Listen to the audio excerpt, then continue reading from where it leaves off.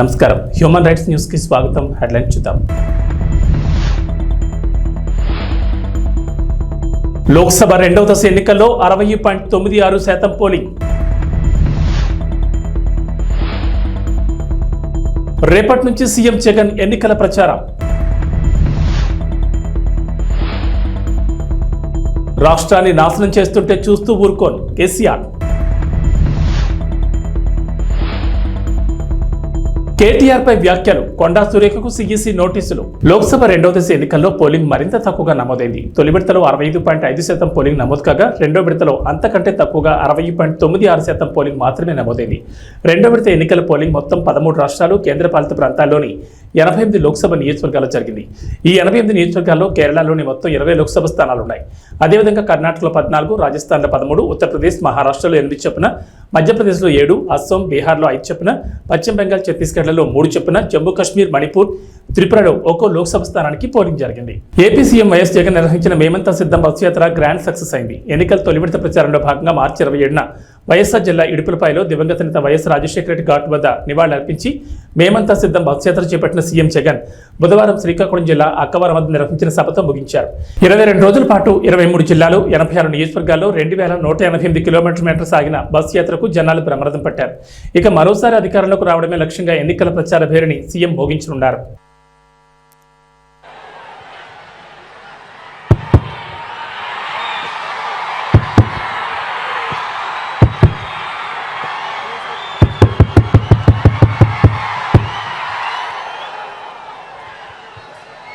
టెక్కలిలో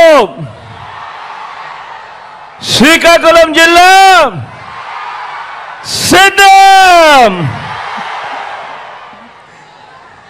ఈరోజు శ్రీకాకుళం జిల్లాలో కనిపిస్తా ఉన్న ఈ జన సముద్రాన్ని చూస్తా ఉంటే లక్షల మంది తమ ఇంటింటి అభివృద్ధిని కాపాడుకునేందుకు కదిలిన సిఖోలు సింహాలు ఈ విప్లవ గడ్డ మీద, ఆ పెత్తందారుల ముఠా మీద ఎగరవేస్తా ఉన్న విప్లవ బావుట కనిపిస్తా ఉంది ఇక్కడ ఈ రోజు ఈ సభలో. రాయలసీమ నుంచి ఉత్తరాంధ్ర వరకు అడుగడుగునా కూడా జన సముద్రం. వైఎస్ఆర్ జిల్లా నుంచి శ్రీకాకుళం వరకు దారి పొడుగునా కూడా జన సునామీ చూస్తా ఉంటే 25 పార్లమెంట్లకు 25 పార్లమెంట్లు, 175 అసెంబ్లీ స్థానాలకు 175 అసెంబ్లీ స్థానాలు, మొత్తంగా డబుల్ సెంచరీ కొట్టేందుకు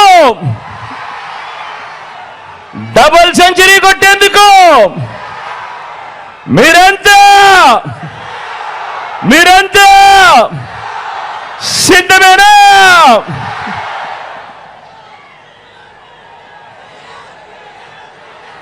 ఇంటింటి భవిష్యత్తులో పథకాల కొనసాగింపును నిర్ణయించే ఎన్నికలు మరో 18 రోజుల్లో జరగబోతా ఉన్నాయి. ఈ ఎన్నికలు కేవలం ఎమ్మెల్యేలను, కేవలం ఎంపీలను ఎన్నుకునేందుకు జరిగే ఎన్నికలు మాత్రమే కావు. ఈ ఎన్నికలు ఈ 58 నెలల కాలంలో బలమైన పునాదులతో పేదల కోసం తీసుకువచ్చిన అనేక సంస్కరణలు, అనేక పథకాలు, ఇవన్నీ కూడా కొనసాగాల లేదా వద్దా అన్నది నిర్ణయించే ఎన్నికలు ఈ జరగబోతా ఉన్న ఈ కురుక్షేత్రం. జగన్కు ఓటు వేస్తేనే పథకాలన్నీ కూడా కొనసాగుతాయి. ప్రాణాలకు తెగించి వచ్చినా పర్వాలేదనుకుని ఆమరణ నిరాహార దీక్షతో తెలంగాణ కోసం పోరాడా. కష్టపడి తెచ్చుకున్న తెలంగాణను నా కళ్ళ ముందే నాశనం చేస్తుంటే చూస్తూ ఊరుకోను. యుద్ధం చేసేందుకు మీరు నాకు బలం ఇవ్వాలి అని బీఆర్ఎస్ అధినేత మాజీ ముఖ్యమంత్రి కల్వకుంట్ల చంద్రశేఖరరావు విజ్ఞప్తి చేశారు. దేశాన్ని 10 ఏళ్లుగా పాలించిన బీజేపీ పేదలకు ఏం చేసిందని ప్రశ్నించారు. అచ్చే దిన్ వచ్చిందా సచ్చే దిన్ వచ్చిందా అని మండిపడ్డారు. బీఆర్ఎస్ బస్సు యాత్రలో భాగంగా శుక్రవారం 3వ రోజు మహబూబ్ నగర్ పట్టణంలో కేసీఆర్ రోడ్ షో నిర్వహించారు. క్లాక్ టవర్ సెంటర్లో జరిగిన కార్నర్ మీటింగ్లో ప్రజలను ఉద్దేశించి ప్రసంగించారు.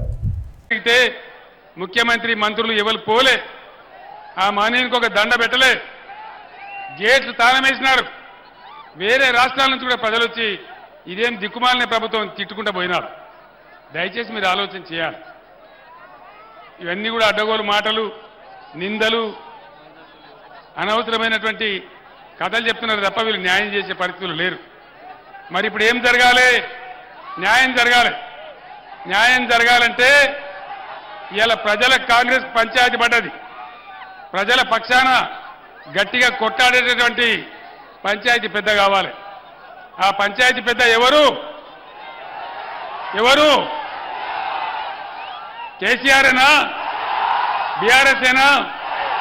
నేను మీ అందరినీ ప్రార్థించేది ఒకటే, నేను ఇంకా సూర్యాపేటకు వెళ్ళాలా, విషయాలన్నీ మీరు టీవీలో చూస్తూ ఉన్నారు. నిన్న రాత్రి టీవీ 9లో నేను కూడా అన్ని చెప్పినాను, మీకు అన్ని విషయాలు తెలిసిపోయినాయి. తప్పకుండా మళ్ళా మన రాజ్యమే వస్తుంది, అనుమానం లేదు. ఎవడు కూడా ఆపలేడు. బ్రహ్మాండంగా తెలంగాణ మనం కలగన్న బంగారు తెలంగాణ అయ్యేదాకా మనం అద్భుతంగా తీసుకొని పోవాలి. నేను మిమ్మల్ని అందరినీ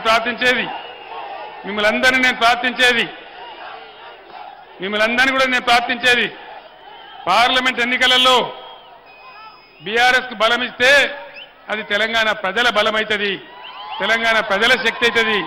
మీ తరఫున ఈ ప్రభుత్వం మెడలు వంచగలుగుతాం, అన్ని విధాలుగా సాధించగలుగుతాం. ఇవాళ మీరు చూపించినటువంటి ఈ స్వాగతం, ఈ ప్రేమ నా జన్మలో కూడా నేను మర్చిపోను. ఇంత అద్భుతంగా మీరు ఏర్పాటు చేసినట్టు చాలా సంతోషం. కానీ మే 13వ తేదీ వరకు ఇదే ఉత్సాహాన్ని కొనసాగించి పార్లమెంటులో కృష్ణారెడ్డి గారికి ఓటేసి, కారు గుర్తుకు ఓటేసి మీరు గెలిపించాలి. ఇవాళ 12 ఎంపీలు మనం గెలిస్తే తెలంగాణలో భూమి ఆకాశం ఒకటి చేసేంత పోరాటం చేస్తాను నేను మనవి చేస్తా ఉన్నాను. మీరిచ్చే బలంతోనే కేసీఆర్ కానీ బీఆర్ఎస్ కానీ పోరాటం చేయగలుగుతారు, మీకు న్యాయం చేయగలుగుతారు, హామీలు అమలు చేయించగలుగుతారు, ఈ కాంగ్రెస్ ప్రభుత్వం మెడలు వంచగలుగుతారు, రైతులకు న్యాయం జరుగుతుంది, కరెంటు చక్కగా వస్తుంది. కాబట్టి దయచేసి ఈ ఎన్నికల్లో బీఆర్ఎస్ అభ్యర్థి కృష్ణారెడ్డి గారి కారు గుర్తుకు ఓటేసి గెలిపించాలని మీ అందరినీ కూడా కోరుతూ నేను సూర్యాపేటకు బయలుదేరుతా ఉన్నా.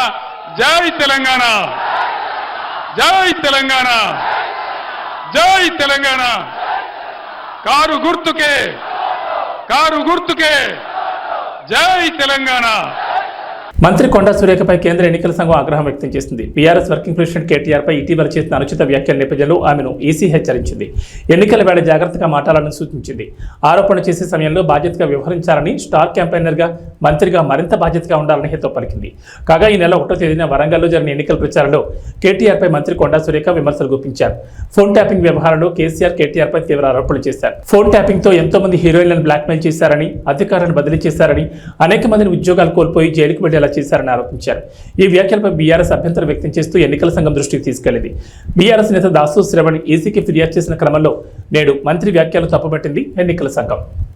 అధికారంలో ఉన్న మాకు తెలుసు, మరి ప్రజల సొమ్మునంతా దుర్వినియోగం చేసి ఈ రోజు మీరు కోట్లు దండుకొని, ఒక పక్క నీ బిడ్డ లిక్కర్ స్కామ్ లో మరి 100 కోట్ల కోసం జైల్లోకి పోయింది, నీ కొడుకేమో ఫోన్ ట్యాపింగ్ చేసుకుంటూ ఈ రోజు ఎంతో మంది హీరోయిన్లు అటువంటి వాళ్ళని కూడా బ్లాక్ మెయిల్ చేసి, కొంతమంది అధికారులను ఈరోజు బలి చేసి వాళ్ళ ఉద్యోగాలు పోయి జైళ్లలోకి పోయేటువంటి పరిస్థితి తీసుకొచ్చిండు. మరొక పక్క కాళేశ్వరం మేడిగడ్డ గట్టి, మరి మీరు మొత్తానికి కాళేశ్వరాన్ని మేడిగడ్డను కూడా ఈరోజు కూల్చాలా, ఏం చేయాలో తెలియనటువంటి పరిస్థితుల్లో మీరు వదిలిపెట్టిపోవడం అనేది చాలా బాధాకరం. అధికారంలో ఉన్న మాకు తెలుసు, మరి ప్రజల సొమ్మునంతా దుర్వినియోగం చేసి. నాకు ఎలాంటి ఇల్లీగల్ వ్యవహారాలతో నాకు సంబంధం లేదు. ఫోన్ ట్యాపింగ్ అని చెప్పి లీకు వీరుడు రేవంత్ రెడ్డి గారు పాపం డైరెక్ట్గా ప్రెస్ కాన్ఫరెన్స్ పెట్టే దమ్ము లేదు, డైరెక్ట్గా ఆధారాలు ప్రజల ముందు పెట్టే దమ్ము లేదు, ఏముందో విషయం ఎవరికి తెలియదు. పోలీస్ రిమాండ్లో ఉన్న వాళ్ళకి కూడా ఫోన్లకు వెళ్ళి మీకు లీకులు వస్తాయి. ఈయన లీకు వీరుడు. మరి లీకు వీరుడు ఏదో కష్టపడి నా క్యారెక్టర్ అసాసినేషన్ చేయాలనే ప్రయత్నంలో చాలా బలంగా ఉన్నాడు. ఎవరో హీరోయిన్లను నేను బెదిరించిన అంటది ఆ మంత్రి. ఆమెకు నెత్తుందా లేదా నాకు తెలియదు.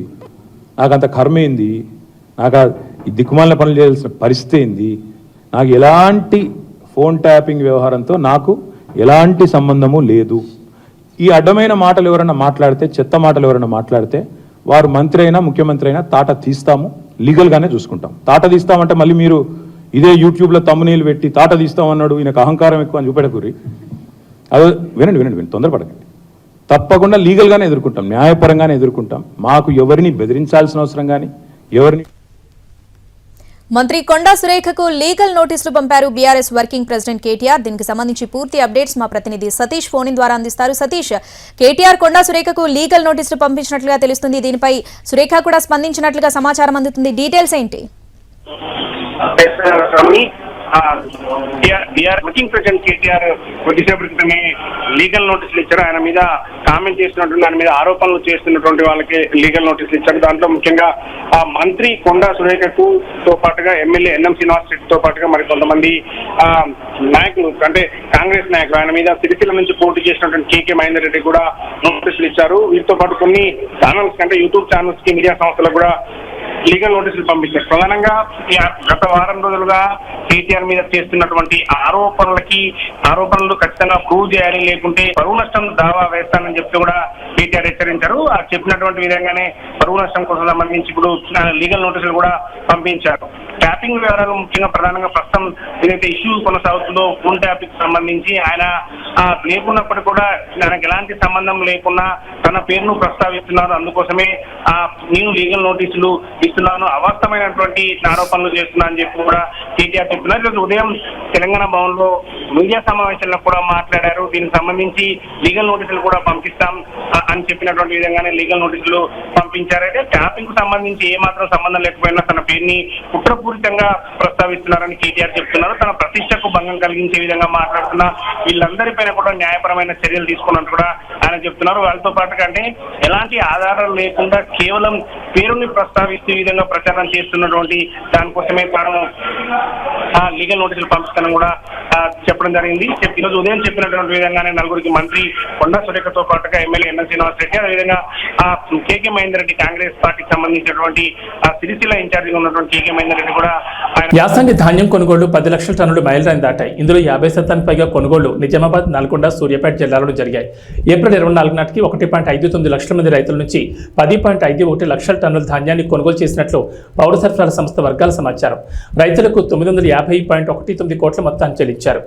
1360.27 కోట్లు చెల్లించాల్సి ఉంది. 23వ తేదీ వరకు 9.44 లక్షల టన్నుల ధాన్యం కొనుగోలు చేయగా 24న ఒక్కరోజే 1.07 లక్షల టన్నులు కొన్నారు. కొనుగోలులో నిజామాబాద్ జిల్లా 2,57,167 టన్నులతో తొలి స్థానంలో ఉంది. ఆ తర్వాత 2,17,068 టన్నులతో నల్గొండ జిల్లా రెండో స్థానంలో ఉండగా 1,10,044 టన్నులతో సూర్యాపేట జిల్లా మూడో స్థానంలో ఉన్నాయి. గత ఏడాది ఏప్రిల్ 24వ తేదీ నాటికి కొనుగోలు చేసిన ధాన్యం 2.51 లక్షల టన్నులు. అప్పట్లో కొనుగోలు ఏప్రిల్ 13న ప్రారంభం కాగా ఈ ఏడాది అంతకంటే ముందు మార్చి 25 నుంచి మొదలయ్యాయి. ఆదిలాబాద్, ఆసిఫాబాద్, గద్వాల, వికారాబాద్ జిల్లాలో వరి సాగు ఆలస్యమైన పంట చేతికి రాక ఇంకా కొనుగోలు ప్రారంభం కాలేదని అధికారులు చెబుతున్నారు. దేశవ్యాప్తంగా ఎండలు మండిపోతున్నాయి. పలు రాష్ట్రాల్లో అధిక ఉష్ణోగ్రతలు నమోదవుతున్నాయి. తెలుగు రాష్ట్రాల్లోనూ ఎండలు మండిపోతున్నాయి. పగటి ఉష్ణోగ్రతలు 36 నుంచి 43 డిగ్రీల పైన నమోదవుతున్నాయి. పొద్దున్న 8 గంటలకే భానుడు తన ప్రతాపాన్ని చూపిస్తున్నాడు. ఈ నేపథ్యంలో మరో వారం రోజుల పాటు దేశంలోని పలు రాష్ట్రాల్లో ఇదే పరిస్థితి కొనసాగుతుందని భారత వాతావరణ శాఖ హెచ్చరికలు జారీ చేస్తుంది. వేసవి సెలవుల రద్దీని ఎదుర్కొనేందుకు దక్షిణ మధ్య రైల్వే ప్రత్యేక ఏర్పాట్లు చేస్తోంది. ఇప్పటికే రెగ్యులర్ మార్గాల్లో రద్దీకి అనుగుణంగా ప్రత్యేక కోచ్ల సంఖ్య పెంచుతోంది. వేసవి సెలవులతో పాటుగా ఎన్నికల కోసం సొంత ప్రాంతాలకు వచ్చే వారితో ఇప్పటికే మే 11, 12, 13 తేదీల్లో తెలుగు రాష్ట్రాల మధ్య నడిచే రైళ్లు దాదాపు ఫుల్ అయ్యాయి.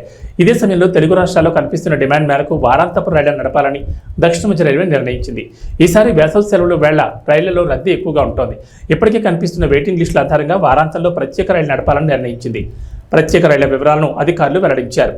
07234 నెంబర్ గల రైలు ఈ నెల 28 నుంచి జూన్ 30 తేదీ వరకు ప్రతి ఆదివారం సికింద్రాబాద్ నుంచి సంతర్గచ్చి వరకు నడుస్తుందని అధికారులు తెలిపారు. తెలంగాణ మహారాష్ట్ర సరిహద్దుల్లోని గడ్చిరోలి జిల్లా ప్రాణహిత తీరం ఆవల ఏనుగుల మంద సంచరిస్తుందన్న సమాచారంతో తెలంగాణ రాష్ట్ర అటవీ శాఖ అప్రమత్తమైంది. ప్రాణహిత దాటి ఏ క్షణమైన ఏనుగుల మంద కొమరంభీం జిల్లాలోకి ఎంట్రీ ఇచ్చే అవకాశాలున్నాయన్న సమాచారంతో అలర్ట్ అయింది. గుంపు నుండి తప్పిపోయి కాగజ్నగర్ కారిడార్ అడవుల్లో సంచరించి 2 రైతులను పొట్టన పెట్టుకున్న ఏనుగు తిరిగి గుంపుగా వచ్చే ప్రమాదం ఉందన్న సమాచారంతో రక్షణ చర్యలకు రెడీ అయింది. జిల్లా అడవుల్లోకి ఏనుగుల మంద వస్తే ఆ సంక్షోభాన్ని ఎలా ఎదుర్కోవాలన్న అంశంపై మేడ్చల్ మల్కాజ్గిరి జిల్లా దోలపల్లి అటవీ అకాడమీలో ప్రత్యేకంగా అటవీశాఖ వర్క్షాప్ నిర్వహించింది.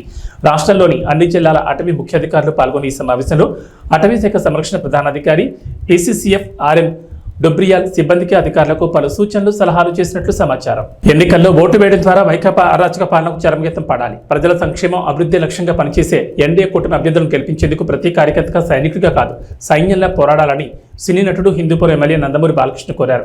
కందుకూరు నియోజకవర్గం గుడ్లూరు, నెల్లూరు నగరంలో నిర్వహించిన స్వర్ణాంధ్ర సాకార యాత్రలో ఆయన మాట్లాడారు. గడిచిన 5 ఏళ్లలో రాష్ట్రంలో దోపిడీ, దౌర్జన్యాలు, అక్రమాలు, అరాచకాలతో ప్రజలను భయభ్రాంతులకు గురిచేశారు. వాటిని ప్రశ్నించిన వారిపై కేసులు పెట్టి వేధించారు. మరోసారి జగన్ అధికారంలోకి వస్తే సామాన్యులు జీవించడం కష్టమేనని బాలకృష్ణ హెచ్చరించారు. టీడీపీ సూపర్ 6ను వివరించారు. రాళ్లపాడు జలాశయాన్ని పట్టించుకొని చిన్ననాటరిపిలో ఉద్యాన కళాశాలకు భవనాలు నిర్మించాలని అసమర్థ ప్రభుత్వాన్ని విమర్శించారు. రాత్రికి నెల్లూరులోని టీడీపీ రాష్ట్ర ప్రధాన కార్యదర్శి శ్రీనివాసరెడ్డి ఇంట్లో బాలకృష్ణ బస చేస్తారు. అందరికీ నమస్కారం. నెల్లూరు ప్రవాసులందరికీ నా హృదయపూర్వక నమస్కారాలు. అది ఎక్కడి నుంచి మొదలు పెట్టాలి?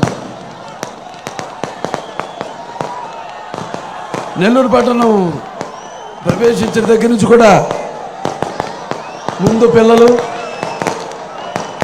చెట్టు తమ్ముళ్ళు జెండాలు పట్టుకుని ఊపుతూ, అలాగే తర్వాత ఆడపడుచులు హారతులు ఇస్తూ, మన 3 పార్టీలు, తెలుగుదేశం, అటు జనసేన, ఇటు బీజేపీ పార్టీల కార్యకర్తలు వాళ్ళ ఉరుకులెత్తుతున్న ఉత్సాహం, అభిమానం, చూపిస్తున్న అభిమానం, అలాగే ఈ యొక్క మన ప్రజాస్వామ్య పరిరక్షణ కోసం బద్ధ కంకణులైన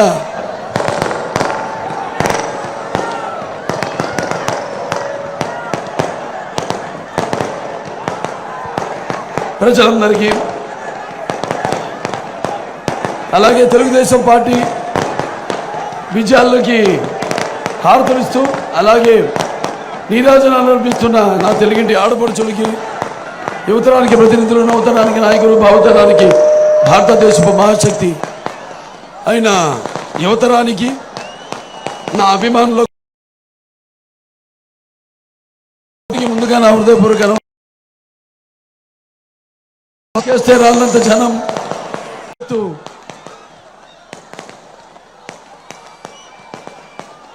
అలాగే మన పసుపు ఆత్మవిశ్వాసానికి నిజమైన సంతకం. అలా మొత్తం ఇవాళ కనిపిస్తుంది మీ అందరిలో. అలాగే నా ముస్లిం పెద్దలకు, అలాగే ముస్లిం సోదర సోదరిమణులందరికీ, ముత్తవల్లీలకు, ఇమాంలకు, మౌజన్లకు అందరికీ కూడా నేను నా అస్సలాము అలైకుం వ రహమతుల్లాహి వ బరకతుహు.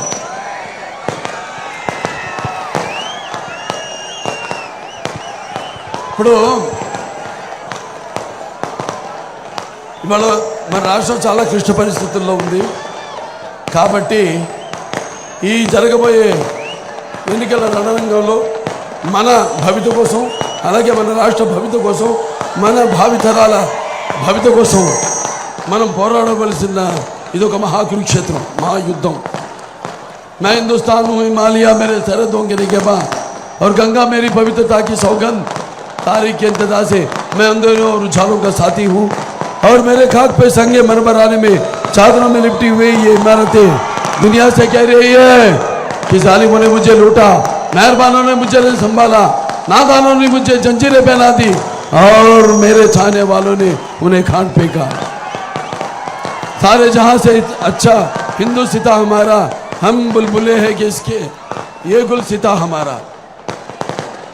ఇలా మత సామర్థ్యానికి, అలాగే సర్వమత సౌభ్రాతృత్వానికి ఒక ప్రతీక మన దేశం. ఇవాళ మరి నాన్నగారి దగ్గర నుంచి కూడా మనం గుర్తు చేసుకోవాల్సిన అవసరం ఉంది. ఇవాళ పరిస్థితులు అలా ఉన్నాయి. మరి ఆనాడు నాన్నగారు ముందుగా అటువంటి ఆయన కడుపులో జన్మనిచ్చినందుకు, నన్ను మీ అందరి గుండెలో ఆయన ప్రతిరూపంగా నిలిపినందుకు విశ్వవిఖ్యాత నట సార్వభౌమ, అలాగే నటనకే విశ్వరూపం ఏమిటో చూపించిన నటసింహం అలాగే నాకు ఐపీఎల్లో పంజాబ్ కింగ్స్ జూల్ విదిల్చింది. భారీ టార్గెట్ చేజింగ్లో జానీ బేర్స్టో 48 బాల్స్లో 8 4లు 9 6లతో 108 రన్లు చేసి నాటౌట్గా నిలిచారు. శశాంక్ సింగ్ 28 బాల్స్లో 2 4లు 8 6లతో 68గా నాటౌట్ నిలిచారు. ప్రభు సిమ్రాన్ సింగ్ 20 బాల్స్లో 4 4లు 5 6లతో 54 రన్స్ దంచుకొట్టడంతో శుక్రవారం జరిగిన లీగ్ మ్యాచ్లో 8 వికెట్ల తేడాతో కోల్కతాపై గ్రాండ్ విక్టరీని అందుకుంది. దీంతో టీ20 హిస్టరీలో అత్యధిక లక్ష్యాన్ని ఛేదించిన తొలి జట్టుగా రికార్డులకు ఎక్కింది. టాస్ ఓడిన కోల్కతా 20 ఓవర్లలో 261కి 6 వికెట్లు నష్టపోయి స్కోర్ చేసింది. ఫిలిప్ సాల్ట్ 37 బాల్స్లో 6 4లు 6 6లతో 75, సునీల్ నరైన్ 32 బాల్స్లో 9 4లు 4 6లతో 71, వెంకటేష్ అయ్యర్ 39తో రాణించారు. తర్వాత పంజాబ్ 18.4 ఓవర్లలో 262 వికెట్ల నష్టానికి స్కోర్ చేసి నెగ్గింది. బేస్టోకు player of the match award లభించింది. సార్వత్రిక ఎన్నికల్లో కూటమి ప్రభుత్వం అధికారంలోకి రావడం ఖాయమని పాలకొల్లు టీడీపీ అభ్యర్థి ఎమ్మెల్యే డాక్టర్ నిమ్మల రామానాయుడు జోషి చెప్పారు. పాలకొల్లులోని ఎమ్మెల్యే క్యాంపు కార్యాలయంలో ఏర్పాటు చేసిన విలేకరుల సమావేశంలో ఆయన పాల్గొని మాట్లాడారు. సంక్షేమం చంద్రబాబుతోనే జరుగుతుందని, ప్రగతి పదంలో రాష్ట్రం పరుగులు తీయాలంటే ఆయన సీఎం కావాలన్నారు. ఈ నియోజకవర్గంలో మన పాలకొల్లు మన రామానాయుడు పేరుతో నిర్వహించిన పాదయాత్రలో ప్రజల నుంచి విశేష స్పందన కనిపించిందన్నారు. వారంతా సైకిల్ గుర్తుపై ఓటు వేసి తనను గెలిపించడానికి సిద్ధంగా ఉన్నారని వెల్లడించారు. ఈ సమావేశంలో వివిధ మండలాల పార్టీ అధ్యక్షులు, అనుబంధ విభాగాల నాయకులు పాల్గొన్నారు. ఏదైతే రేపు 13వ తారీఖున జరిగేటువంటి ఆంధ్రప్రదేశ్ రాష్ట్ర శాసనసభ పార్లమెంట్ ఎన్నికలు ఏవైతే ఉన్నాయో ఆంధ్రప్రదేశ్ రాష్ట్రంలో ఒక పెను సంచలనం సృష్టించబోతూ ఉన్నాయి. ఆంధ్రప్రదేశ్ రాష్ట్ర చరిత్రలో ప్రజలందరూ కూడా తెలుగు జాతి 5 కోట్ల మంది యావత్తు ఒకే పక్షాన వచ్చి తెలుగుదేశం, జనసేన, బీజేపీ కూటమికి పనిచేసి రికార్డు స్థాయిలో 175కి 160 సీట్లు రేపు ఆంధ్రప్రదేశ్ రాష్ట్రంలో గెలుచుకున్నటువంటి పరిస్థితి రేపు రాబోయేటువంటి ఎన్నికల్లో కనిపిస్తున్నటువంటి పరిస్థితి. కలిసి ఏదైతే ఎన్నికలకు వెళ్తూ ఉన్నామో రేపు పాలకొల్లు నియోజకవర్గంలో కూడా తెలుగుదేశం, జనసేన, బీజేపీ కూటమి అభ్యర్థిగా అసెంబ్లీ మరియు పార్లమెంట్ పాలకుల్లో సునామీ సృష్టించబోతుందనే విషయాన్ని కూడా ఈ సందర్భంగా తెలియజేసుకుంటూ ఉన్నా. ఎందుకంటే ఈరోజు పర్టికులర్గా గత 60-70 రోజుల నుంచి మన పాలకొల్లు, మన రామానాయుడు ఇంటింటికి పాదయాత్రలో ప్రతి గడప తొక్కినప్పుడు, ప్రతి అవ్వను పలకరించినప్పుడు, ప్రతి గృహిణిని మరి పలకరించినప్పుడు, ప్రతి యువత, ప్రతి రైతు, మరి ప్రతి ఒక్కరూ కూడా నాతో కలిసి మాట్లాడుతూ ఉన్నప్పుడు వాళ్ళందరిలోని కూడా ఒకటే భావన కనిపిస్తూ ఉంది. ఏదైతే కష్టపడి పండించినటువంటి రైతు పంట పండించలేనటువంటి పరిస్థితి ఉంది. ఏదైతే ప్రతి ఇంటిలోని కూడా బాధుడితో ఇంట్లో మరి ఏదైతే వంటింటి బడ్జెట్ కూడా మరి మా బడ్జెట్ మీద ప్రభావం చూపేటువంటి పరిస్థితి ఉంటుంది అని ఆ గృహిణి కానీ, ఉద్యోగాలు ఉపాధి కల్పన లేక యువత కానీ, ఇట్లా ప్రతి రంగము కూడా మరి ఈవేళ ఈ ప్రభుత్వం మీద వ్యతిరేకత అనేది చాలా క్లియర్గా కనిపిస్తున్నటువంటి పరిస్థితి. దానితో రేపు ఎన్నికల్లో ఖచ్చితంగా తెలుగుదేశం, జనసేన, బీజేపీని గెలిపించుకోవాలనేటువంటి ఆలోచన నియోజకవర్గంలో ఉన్నటువంటి ప్రతి గడప నుంచి కూడా వినిపిస్తున్నటువంటి మాట. ఆశీర్వదించడానికి ప్రజలందరూ కూడా సిద్ధంగా ఉన్నారు. దానికి ఉదాహరణే మొన్న జరిగినటువంటి నామినేషన్. ఏదైతే ఆ రోజు 19వ తేదీన మరి తెలుగుదేశం పార్టీ అభ్యర్థిగా, జనసేన, బీజేపీ బలపరిచినటువంటి అభ్యర్థిగా నేను నామినేషన్ వేయడానికి ఒక్క పిలిపిస్తే, మరి వేళ జనసేన, బీజేపీ నాతో పాటు పిలిపిస్తే మరి వేలాదిగా ఆ రోజు 19వ తారీఖున స్వచ్ఛందంగా సైకిళ్ళు వేసుకుని పెద్ద ఎత్తున మరి ర్యాలీ, ఒక ప్రవాహం లాగా మరి ఆ రోజు మరి ఉన్నటువంటి పరిస్థితి నేను కాదు, మీ మీడియా సాక్షిగా మరి ప్రపంచం అంతా కూడా చూసినటువంటి పరిస్థితి. రేపు పాలకుల్లో జరిగేటువంటి ఎన్నిక ప్రజాబలానికి, ధనబలానికి మధ్య జరుగుతుంది. ఖచ్చితంగా ప్రజాబలం ముందు ధనబలం ఆగదు, ప్రజలే గెలుస్తారు, పాలకుల్లే గెలుస్తుంది అనే విషయాన్ని సందర్భంగా తెలియజేసుకుంటున్నాం. Thank you. ఇంటి వద్దకే సంక్షేమ పథకాలు అందించిన ఘనత వైఎస్ఆర్సీపీకి దక్కుతుందని ఈ పార్టీ అభ్యర్థి భీమవరం ఎమ్మెల్యే గ్రంథి శ్రీనివాస్ తెలిపారు. భీమవరం నియోజకవర్గ పరిధిలోని 1వ పట్టణంలో నిర్వహించిన ఎన్నికల ప్రచారంలో ఆయన పాల్గొని మాట్లాడారు. మరోసారి తాను గెలిపిస్తే పట్టణాన్ని మరింత అభివృద్ధి చేస్తానని ప్రకటించారు. ఇప్పటికే 130 కోట్ల రూపాయలతో అభివృద్ధి పనులు చేసినట్లు వెల్లడించారు. ఈ కార్యక్రమంలో పార్టీ నాయకులు, వివిధ కార్పొరేషన్ల డైరెక్టర్లు పాల్గొన్నారు. మీ అమూల్యమైన ఆశీస్సుల కోసం మీ ముందుకు వస్తున్నారు. మీ ఆశీస్సులు ఎవరు కూడా నడవద్దండి దయచేసి. మన ప్రీతమ నాయకులు గండి శ్రీనివాస్ గారు మీ అమూల్యమైన ఆశీస్సుల కోసం మీ ముందుకు వస్తున్నారమ్మా. ముగిలిత హస్తాలతో మీ ముందుకు వస్తున్నారు. ఎన్నికల గుర్తు ఫ్యాన్ గుర్తుపై ఓట్లేసి అత్యధిక మెజార్టీని గెలిపించమని కోరుచు మీ ముందుకు వస్తున్నారమ్మా. మన గండి శ్రీనివాస్ గారు, మన ప్రీతమ నాయకులు గండి శ్రీనివాస్ గారు మీ ముందుకు వస్తున్నారు. అమ్మలారా, అయ్యలారా, అక్కలారా, అన్నలారా మీ ముందుకు వస్తున్నారమ్మా.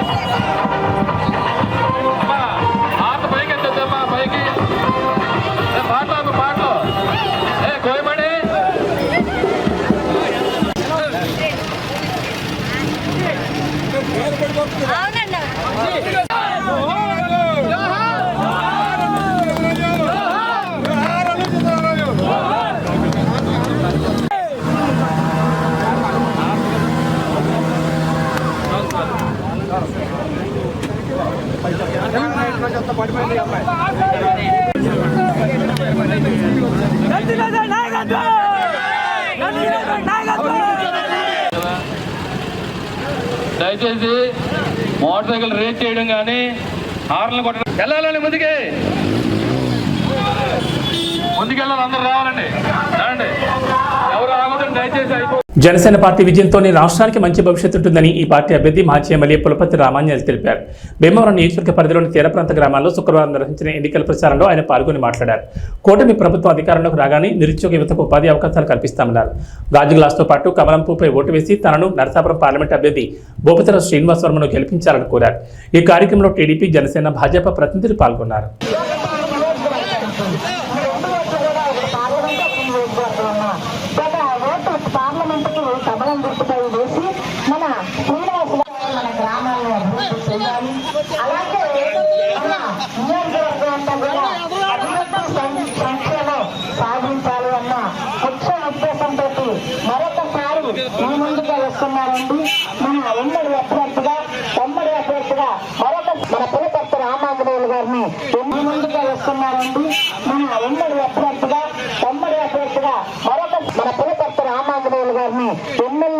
రాష్ట్రంలోని ప్రజలు మళ్లీ జగనన్న పాలన కావాలని ఉండి వైఎస్ఆర్సీపీ అభ్యర్థి పీవీఎల్ నరసింహరాజు తెలిపారు. నియోజకవర్గ కేంద్రమైన ఉండిలో నిర్వహించిన వైఎస్ఆర్ కాంగ్రెస్ పార్టీ కార్యకర్తల ఆత్మీయ సమావేశంలో ఆయన పాల్గొని మాట్లాడారు. ప్రభుత్వం ప్రవేశపెట్టిన పథకాలు పేద ప్రజలను అభివృద్ధి వైపు నడిపిస్తుందన్నారు. ఫ్యాన్ గుర్తుకు బొట్టు వేసి జగన్మోహన్ రెడ్డిని మరోసారి ముఖ్యమంత్రిని చేయాలన్నారు. ఈ కార్యక్రమంలో పార్టీ నాయకులు పాల్గొన్నారు. జగన్మోహన్ రెడ్డి గారు ఎప్పుడు కూడా పేదవారిని నీతి కొన్ని కార్యక్రమాలు కరోనా కష్టకాలంలో ఎవరికాళ్ళు వ్యాపారాలు చేసుకున్నారు. కానీ ఆయన సొంత రూపాయలు ఆయన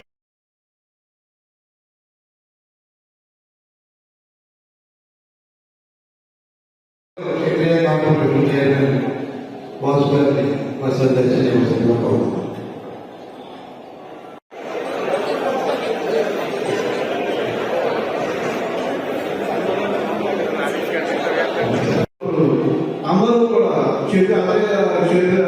మామూలు చేయాలి తప్ప ఆయన కాదు. మన పార్టీ ముఖ్యం చంద్రబాబు గారు మాకు ఆయన స్నేహితులు అని చెప్పి ఆయన వెంటే ఉండేది. ఆయన అందరూ కూడా మామూలు చేయాలి తప్ప ఆయన కాదు.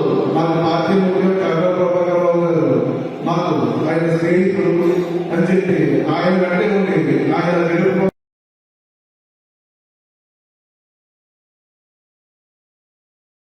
ఉన్నటువంటి ఈ పార్టీలో ఖచ్చితంగా రేపు జగన్మోహన్ రెడ్డి గారు సీఎం అవ్వాలి.